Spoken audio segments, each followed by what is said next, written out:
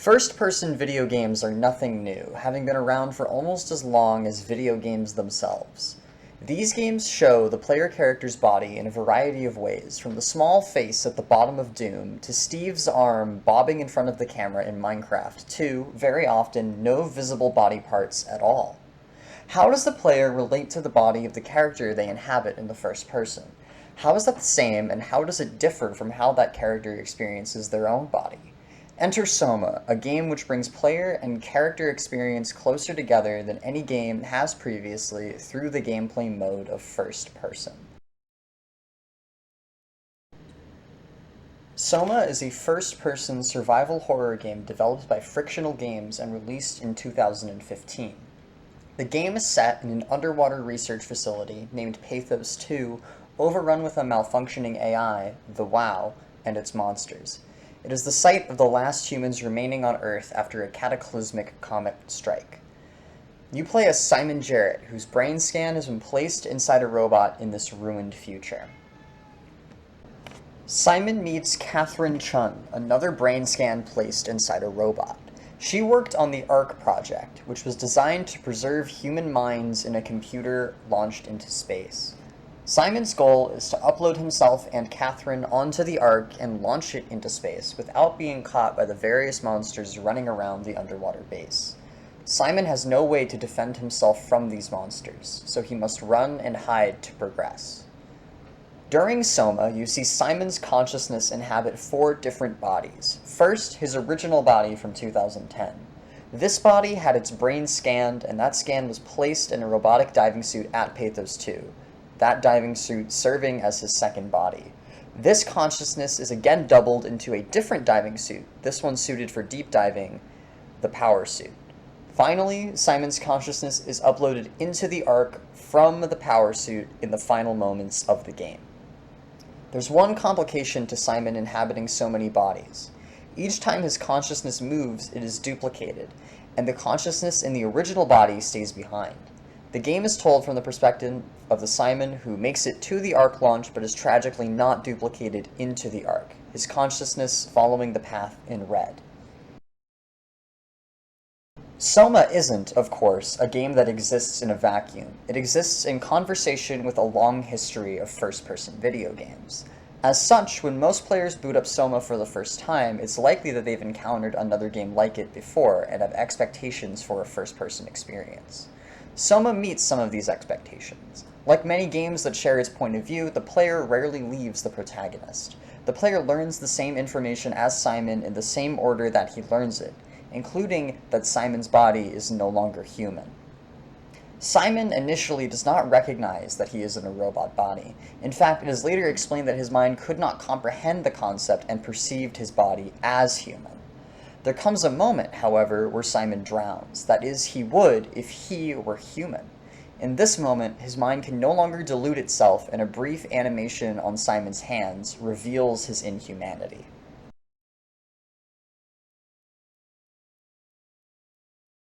The choice to show Simon's hands not just here, but in multiple different gameplay scenarios makes the player aware of the robotic body they inhabit. Opening doors, climbing ladders, mundane moments take on meaning when they remind you that you are a robot.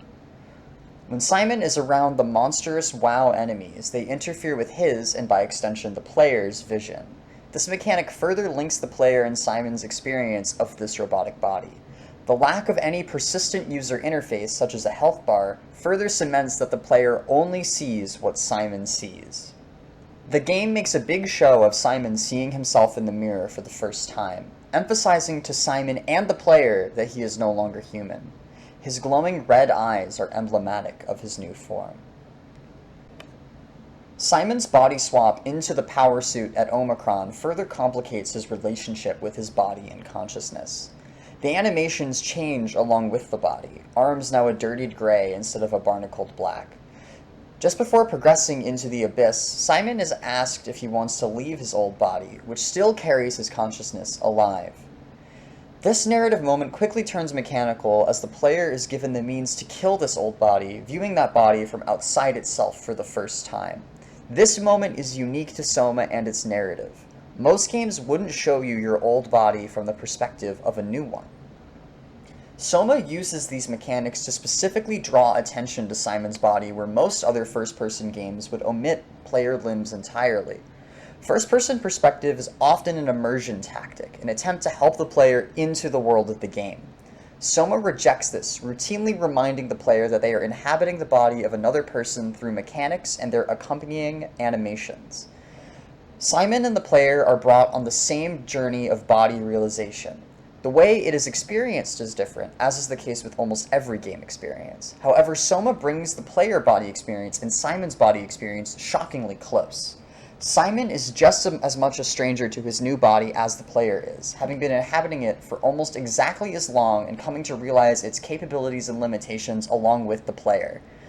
In this way, Simon is estranged from his body, much like how a player is estranged from the body of any video game protagonist. However, this is not to say that the player is Simon.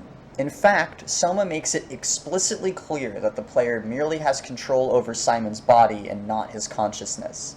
Simon thinks and feels on his own without player input, and his constant talking aloud makes this unforgettable. The player cannot control how Simon reacts to things, and this is especially true after the Ark launch. Unlike other moral dilemmas in the game, there is no choice here. Simon is left to tackle his terrible fate alone, and the player can only watch. Simon and the player share knowledge and experience through the end credits, but SOMA has one short experience left for you, a walk through the Ark you and Simon worked so hard to launch. You now play as Ark Simon, who knows nothing of the Simon he just left behind on Earth.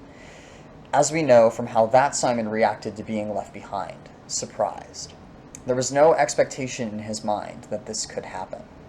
In the Ark, the player is presented with a questionnaire asking them how they feel about their new existence inside the Ark.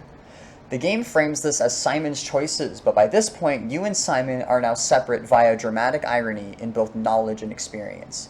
You know there is a Simon abandoned on Earth, and it's impossible for this knowledge not to impact your answers to these questions. It is a moment of ludonarrative dissonance, game mechanics not matching narrative, arguably the first in the entire game.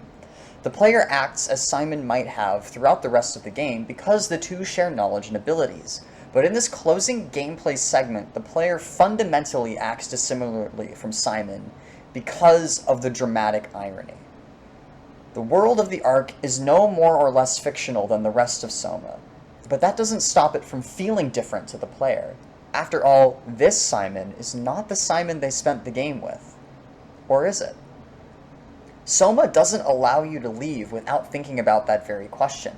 By putting you in a second Simon's shoes for the first time, with information that version of Simon could not have, the player and Simon are finally separate. It's up to you what that means going forward. In his 2015 essay, Digital Games and Science Fiction, Patrick Jagoda points to how game mechanics can be used to bring science fiction concepts to life in a way that only a video game could.